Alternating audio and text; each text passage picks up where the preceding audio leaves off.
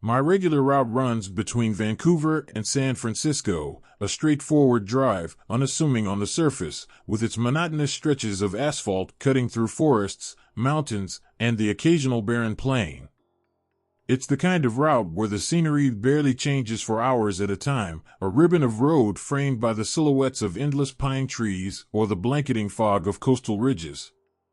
The landmarks are few, a dilapidated gas station here, a weather-worn billboard there, maybe a glowing diner sign blinking faintly in the distance like a mirage. At first glance, it seems harmless, routine even, but that sense of normalcy only serves to mask the peculiarities that creep in when the world is swallowed by darkness. I've always preferred the night shift. There's something comforting about the solitude it brings, the absence of bustling traffic, the quiet hum of my engine accompanying me like an old friend. The road feels alive in a different way at night, its endless expanse wrapping around you like a cocoon of isolation. It's a time when your thoughts can wander freely, uninterrupted by the chaos of the daylight hours. But as serene as the night can be, it also carries a heavy weight, a quiet unease that builds with every shadow, every unexplained movement caught in the corner of your eye. Out there, under the vast, indifferent sky, you're at the mercy of things you don't fully understand. Night driving has a way of playing tricks on your senses. The highway, so straightforward in the light of day, transforms into something altogether different under the pale glow of the moon. Shapes shift in the periphery of your vision, flickering in and out of existence like ghosts. The trees seem to lean closer to the road, their branches reaching out like skeletal fingers. The silence isn't really silence at all, it's filled with the low hum of distant wind, the occasional rustle of unseen creatures, and, if you're unlucky, the sound of something pacing just beyond the edge of your headlights. Over the years, I've seen things that would make even the most logical person question their grip on reality. Lights that dance erratically across the sky, too deliberate to be stars, but too erratic to be planes. Shapes that move through the woods with a swiftness and grace that no ordinary animal could match. Once, I saw what looked like a massive figure crouched in the tree line, its glowing eyes fixed on my truck as I sped past. I told myself it was just a trick of the light, a reflection in my windshield, but the memory of those eyes still lingers, unblinking, in the back of my mind. But for all the strange and inexplicable things I've encountered, none, compare to the terror of the shoulder walkers. Those other phenomena, as unnerving as they are, feel distant, like watching a scene unfold behind a pane of glass. The shoulder walkers, though, they're close. Too close. There's something about the way they walk, so steady and purposeful, that makes the hairs on the back of your neck stand up. They don't belong out there, on those dark, lonely roads, yet they're always there, just on the edge of your vision, as if the highway itself has summoned them. The first time I saw one, I was inexperienced, a rookie trucker just trying to prove my worth on my junior run along the number 5. That stretch of highway was notorious among seasoned drivers, not for its terrain or conditions, but for its eerie emptiness. It was one of those nights that seemed to stretch on forever, the kind where the world felt like it had been hollowed out, leaving only me, my rig, and the road.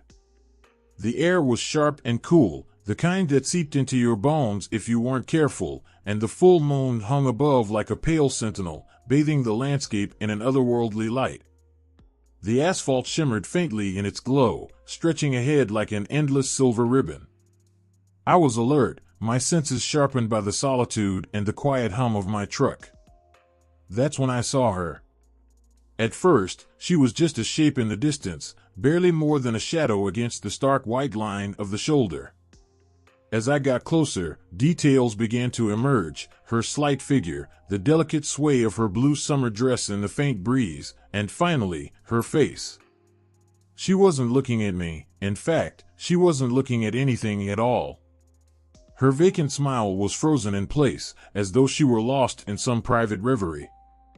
Her bare feet glided over the gravel as if the rough terrain didn't even register. The sheer ordinariness of her appearance is what made it so unsettling. She wasn't wild or disheveled, no signs of panic or distress, just an ordinary woman, moving with an eerie calmness through the middle of nowhere. This wasn't just an empty stretch of road, it was a void, flanked by miles of dark forest on one side and endless nothingness on the other. There was no rest stop, no town, not even a driveway or dirt path for miles in either direction. The realization struck me as deeply wrong. She shouldn't have been there. No one should have. Still, I tried to rationalize it. Maybe she had wandered off from a nearby campsite, I thought. Maybe she was part of some group hiking the area, though I hadn't seen any parked cars or signs of activity in hours. Her vacant expression and unhurried pace nagged at me, but I forced myself to focus on the road ahead. There was no reason to stop, I told myself. And even if there was, what could I have done for her? I tried to shake it off as I passed her, gripping the wheel tighter as my headlights illuminated her face one last time. That smile, it was just a fleeting image, but it lingered in my mind like a stain. It wasn't the kind of smile that belonged on someone walking alone in the dead of night. It was too detached, too empty.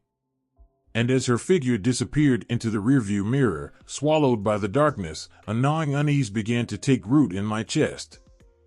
I spent the next hour trying to rationalize what I had seen. Maybe she was sleepwalking, I thought. Maybe she was under the influence of something, drugs, alcohol, or exhaustion. But the deeper I dug for answers, the more questions arose. Why hadn't she seemed cold, with the night air so biting? How had she ended up here, so far from anywhere, without even a pair of shoes? And why, above all else, did she seem so calm? The road seemed quieter after that, as if the night itself had grown heavier. My thoughts spiraled back to her over and over, like a song stuck on repeat. Her image was burned into my mind, the loose blue dress, the pale skin, the glassy eyes, and that unsettling smile. I wanted to believe it was a one-time thing, an odd encounter that I could chalk up to bad luck or a restless imagination. But deep down, I couldn't shake the feeling that it was something more. Something I didn't have the words to describe. By the time I reached my destination, the woman had almost faded from my conscious thoughts, but not entirely. She lingered in the back of my mind, an unwelcome guest in the quiet moments when my guard was down. I convinced myself it was nothing, just a strange coincidence, an isolated oddity on an otherwise uneventful drive. But that drive was only the beginning. What I didn't realize then, what I couldn't have known, was that her appearance wasn't a one-off fluke. It wasn't an isolated moment of weirdness on an otherwise routine route. No, she was just the first of many. And while I told myself that night was nothing to worry about, something in the back of my mind whispered otherwise. It wasn't the last time I'd see a figure like hers on the shoulder, and I could feel the unease settling into me even as I tried to move on. There were more of them out there, waiting. Watching. And they wouldn't stay in my peripheral vision forever. They don't show up on every trip, but once you see them, it's like your eyes become tuned to a hidden frequency, and you can't unsee them.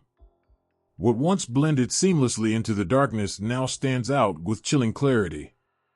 They're always there, just on the edge of the world, walking that thin strip of road like clockwork, their steps as measured as the ticking of a metronome.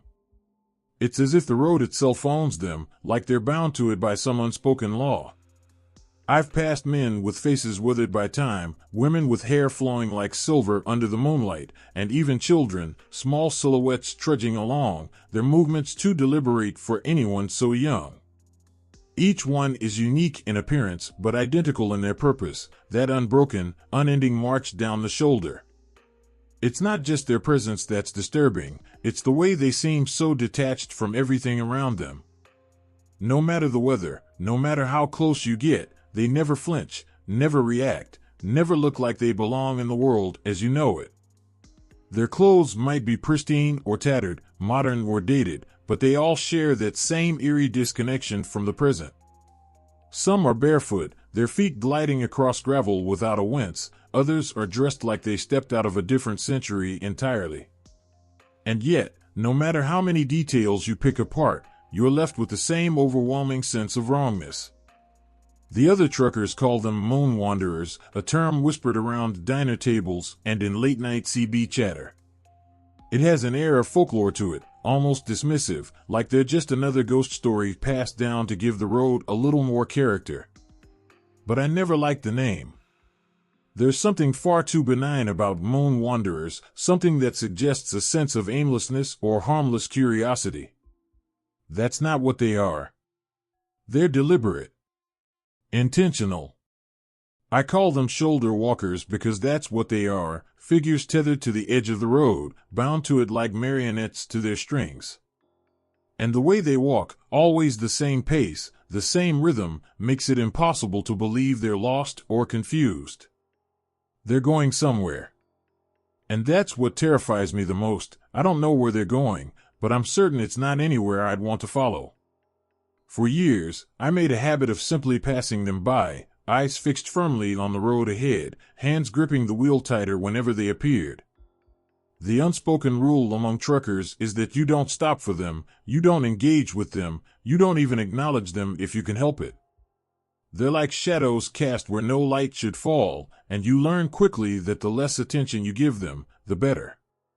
It wasn't that I didn't feel the occasional urge to help. I'm not made of stone, but there's something about the shoulder walkers that keeps you anchored to your seat. It's not fear in the traditional sense. It's deeper, something primal. Your instincts scream at you to keep moving, to leave them behind, to never let your curiosity outweigh your sense of self-preservation. Still, it's impossible to drive by them without feeling like you're being watched. They never glance up, never break their stride, but there's an almost imperceptible awareness to them. It's in the way their heads remain perfectly still, like they're listening for something just beyond the hum of your engine. It's in the way their bodies move, mechanical but precise, as if they're obeying a rhythm only they can hear. Even if you never make eye contact, you can feel their presence lingering long after you've passed, like a cold draft that settles into your bones. For a long time, I thought I'd learned to coexist with them, the shoulder walkers. They became an unsettling part of the job, a dark thread woven into the tapestry of long, lonely nights on the road. I convinced myself that as long as I didn't look too closely, as long as I didn't let my imagination wander into dangerous territory, they could remain just another oddity of the highway. I trained myself to keep my eyes fixed on the horizon, to let their figures blur into the shadows as I sped past. They were like the stars above, always there but distant, unreachable, and ultimately ignorable. Or so I thought. But a few months ago, something happened that changed everything. It was a quiet night, the kind of stillness that feels almost oppressive, as though the world itself is holding its breath. The hum of my engine and the faint crackle of the radio were my only companions, an oddly comforting rhythm that kept the loneliness of the road at bay. The sky was a deep, velvety black, its expanse broken only by the scattered pinpricks of stars and the faint glow of the crescent moon. The stretch of highway I was on was particularly remote, the kind where time seems to stretch out endlessly, and the horizon becomes a dark blur. There were no mile markers, no reflective signs, no passing cars, just the asphalt ribbon cutting through the emptiness, flanked by dense, shadowy woods that seemed to press closer with every mile. I'd been driving for hours without seeing another soul, my thoughts drifting in and out of the fog of fatigue.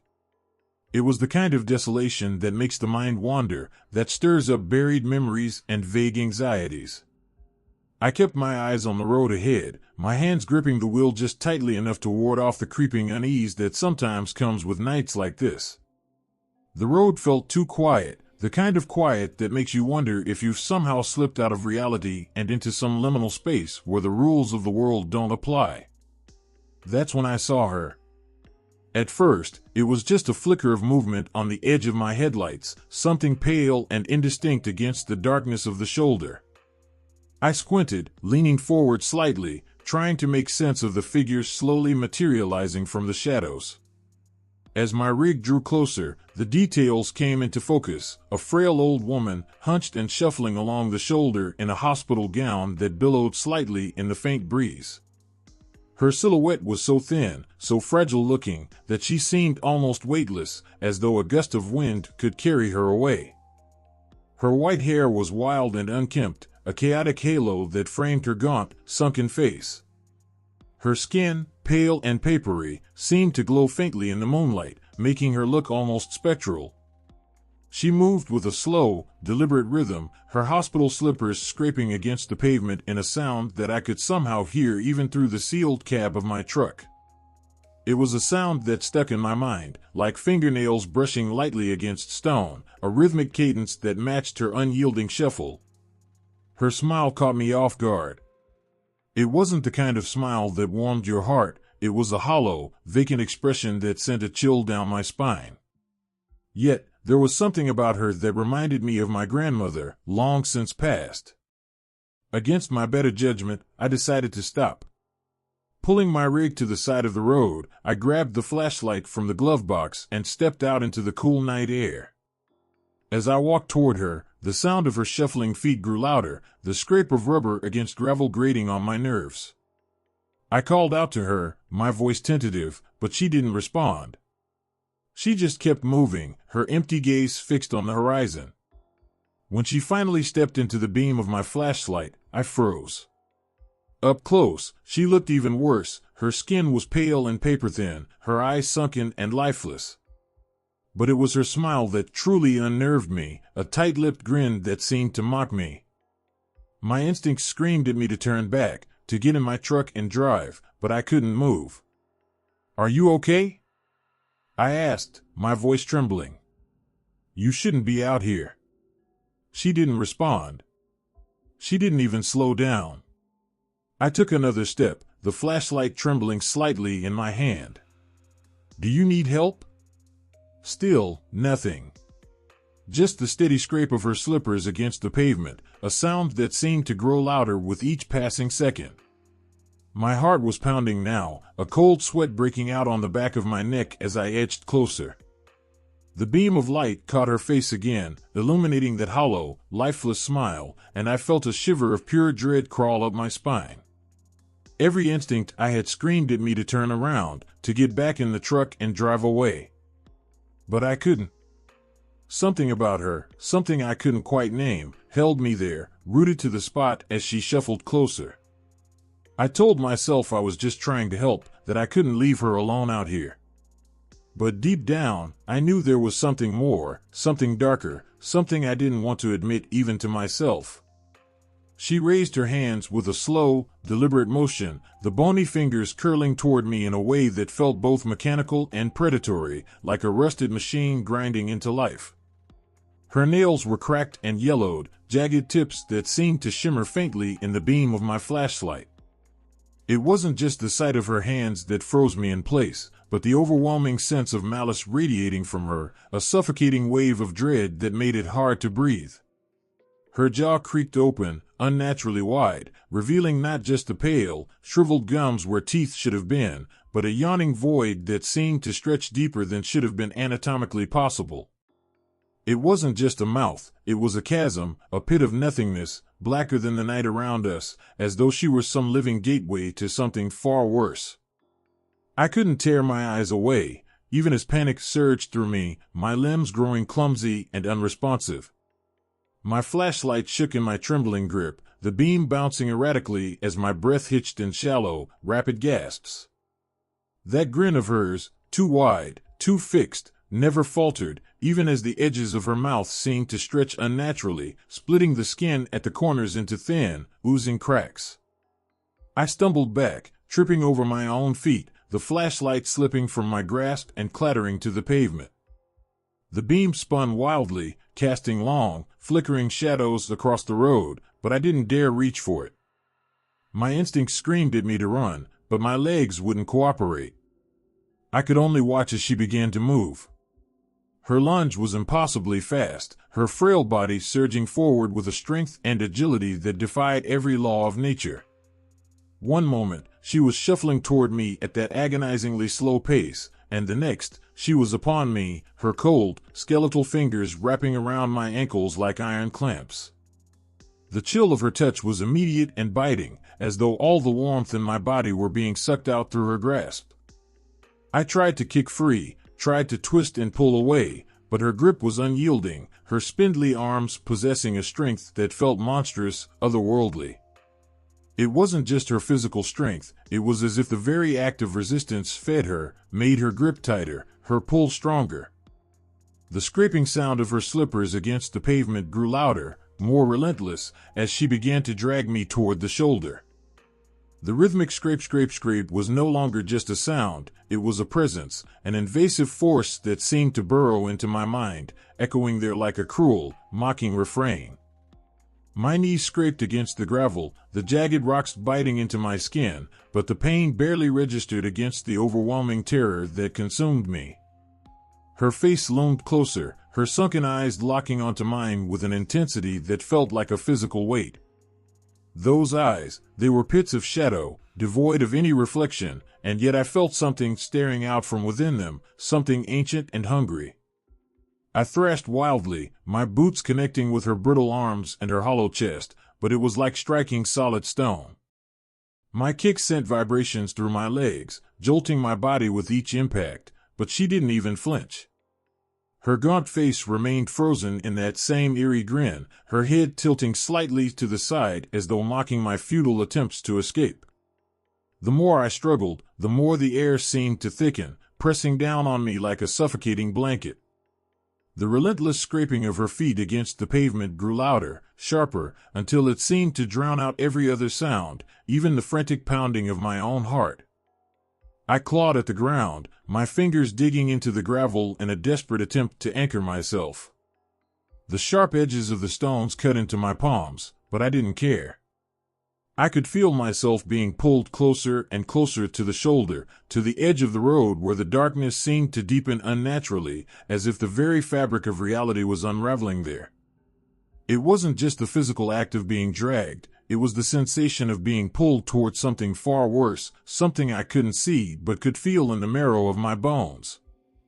The air around her seemed to vibrate with a low, thrumming energy, a soundless hum that made my teeth ache and my skin crawl. In a final burst of desperation, I twisted my body and lashed out with everything I had.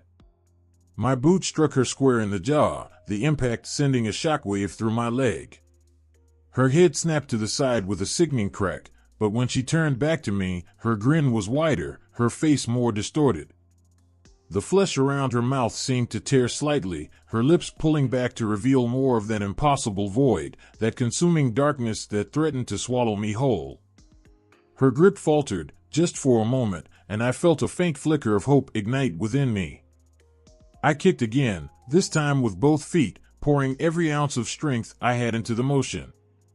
Her fingers loosened, and I scrambled backward, my body screaming in protest as I clawed my way toward the center of the road.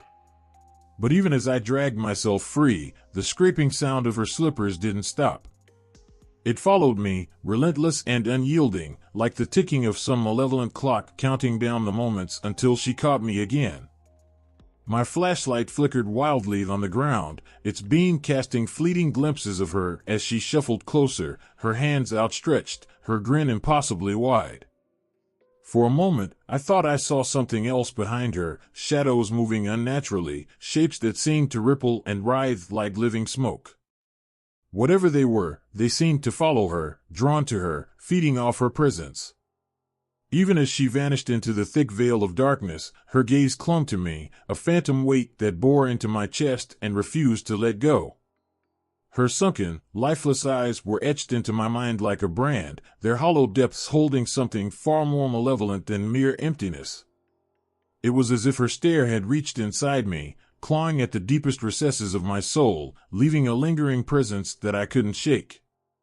My body trembled, frozen in place as though her very existence had rooted me to the spot.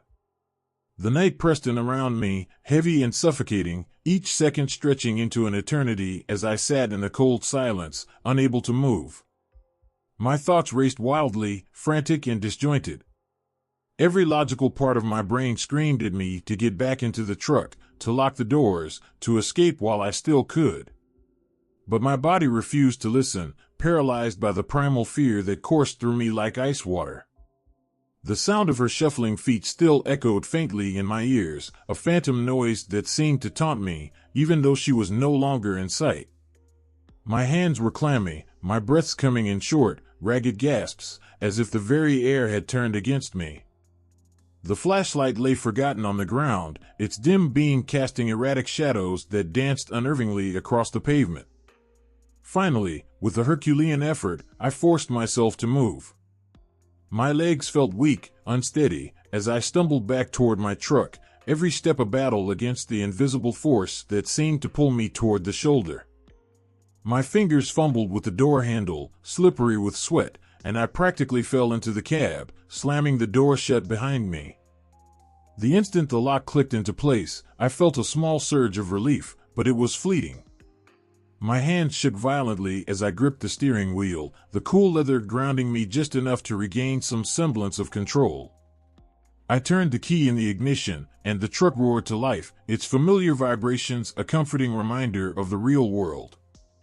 But even as the engine's rumble filled the cab, drowning out the oppressive silence, I couldn't shake the feeling that she was still there. Somewhere. Watching me. My eyes darted to the side mirrors, scanning the darkness for any sign of movement, but the road behind me was empty. The faint hope that I'd left her behind began to creep in, but it was quickly extinguished by the cold knot of dread that had settled deep in my gut. I eased back onto the road, my tires crunching against the gravel shoulder as I accelerated. My gaze flicked constantly between the road ahead and the mirrors, every shadow, every flicker of light sending a jolt of panic through me. The thought of her appearing again, of that hollow smile and those dead, sunken eyes, kept my heart pounding in my chest. I pressed harder on the gas, desperate to put as much distance between us as possible. The truck's headlights pierced through the darkness, illuminating the lonely stretch of highway that seemed to stretch endlessly ahead of me. But the unease only grew stronger. It was as though the road itself had changed, the familiar landmarks and subtle curves I'd come to know over countless trips now feeling alien and unfamiliar. The darkness seemed deeper, more impenetrable, the stars above dimmer than they should have been. I felt a growing certainty that I wasn't alone, that she was still out there, somewhere, trailing me like a specter tethered to my very presence. And then, a few miles down the road, my worst fear was confirmed. There she was. The beam of my headlights caught her thin, frail frame, still shuffling along the shoulder as though she hadn't missed a beat. Her pace was unchanged, that same slow, deliberate rhythm, but it was her face that sent a fresh wave of terror crashing over me. She was smiling. That same tight, hollow grin stretched across her face, but now it felt sharper, more deliberate, as though she were mocking me. Her sunken eyes met mine through the windshield, locking onto me with an intensity that made my blood run cold. I slammed my foot on the accelerator, the engine roaring as the truck surged forward. My pulse raced as the distance between us grew, her figure shrinking in the rearview mirror until she was nothing more than a faint silhouette swallowed by the darkness. But even then, I couldn't shake the feeling that she was still watching, her gaze somehow piercing through the void, following me no matter how fast or far I drove. The memory of her eyes and that haunting grin clung to me like a second skin, an unrelenting presence that refused to fade. My hands gripped the wheel so tightly that my knuckles turned white, my breaths coming in shallow, uneven bursts. The road ahead seemed endless, the darkness closing in around me, and I couldn't help but glance in the mirrors again, half expecting to see her shuffling form reappearing in the distance.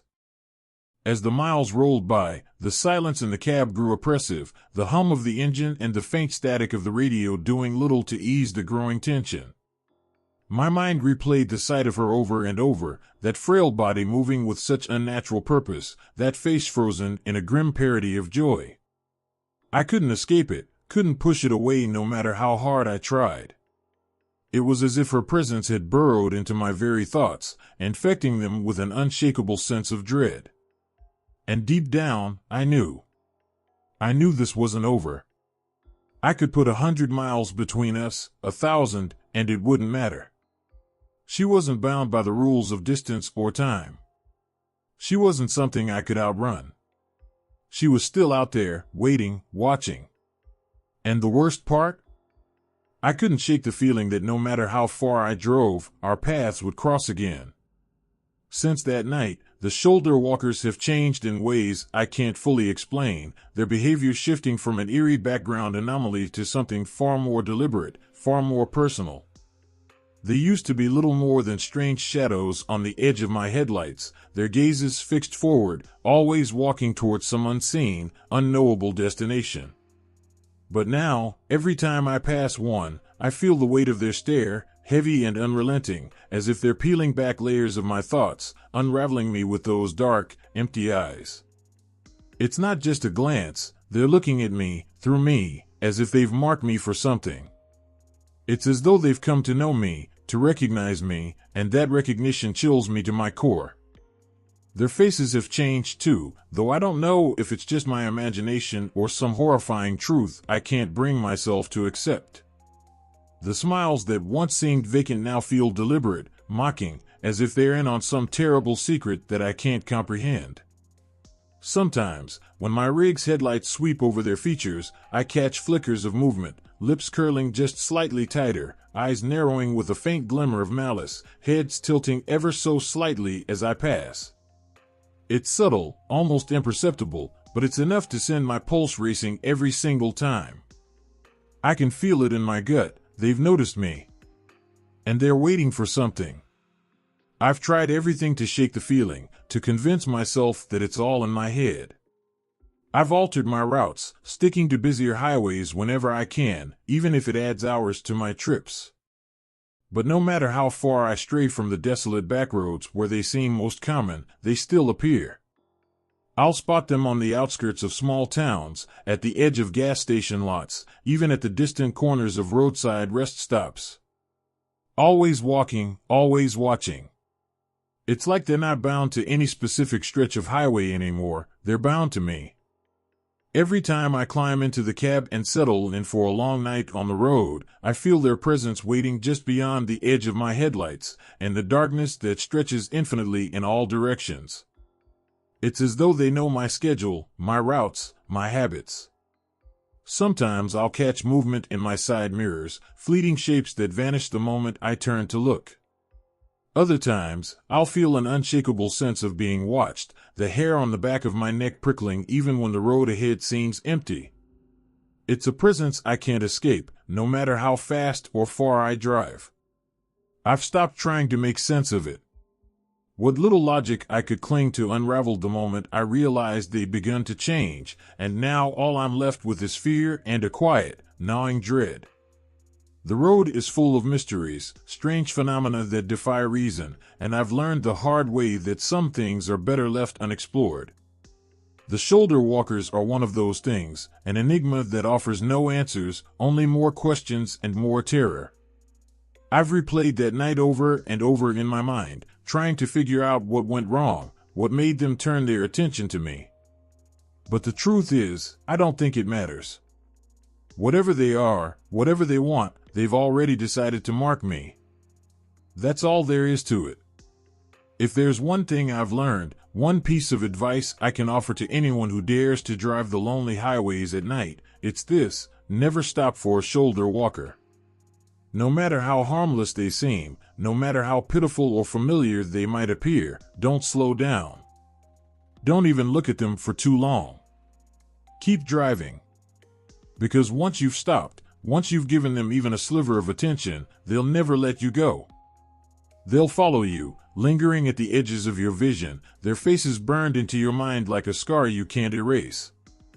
And the worst part? You'll know they're there.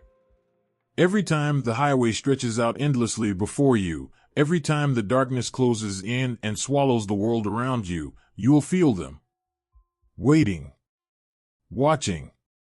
Their silent, unyielding presence becomes an invisible passenger, hitching a ride in your thoughts, and the spaces between your heartbeat and your breath. You won't see them every time, but that's almost worse, because when they do appear, you'll realize they've never really left. They're always with you, part of the road now, part of you.